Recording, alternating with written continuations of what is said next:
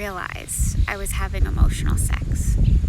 Hello world, my name is Danielle Nicole Preiser and I'm your transformational life coach. I'm hopping on here to share a realization I had. I used to date people and very quickly I would have to scan out of trauma response whether or not the situation was safe. So, very factually, not intimately, I would tell them my life story, I would ask them deep questions, just to scan if this was worth my investment.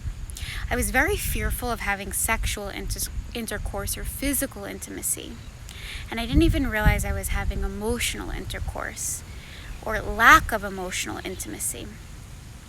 All of this, right? Whether or not we're telling our story, we're oversharing, we're undersharing, we're going very physical very quickly out of fear rather than love, whether it's actual physical sex or emotional sex with lack of intimacy, lack of connection, it's a trauma response. For years when I was young, I kept everything in. I undershared. I didn't share anything. And then I got to the point where I was oversharing. I was sharing everything. Not from depth, not from vulnerability, but from vigilance, from scanning, from factuality.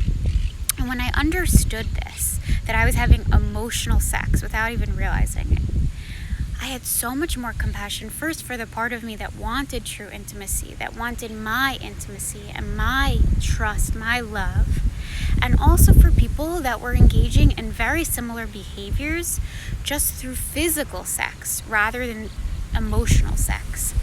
So I'm hopping on here to share that there's another way. There's another way to have intimacy that's real. That's not emotional sex with factuality. That's not physical sex with no intimacy. It's actually meeting someone and letting it bloom. Asking deep questions, but not personal questions. Sharing deep parts, but not yet necessarily sacred parts right away. And as we do this, in whatever way that means for you, that's how we build healthy and true loving connections. That's how we build real, beautiful sex. Sex that is emotional, that is deep, that is physical, that is kinky, that is sexual, that is loving.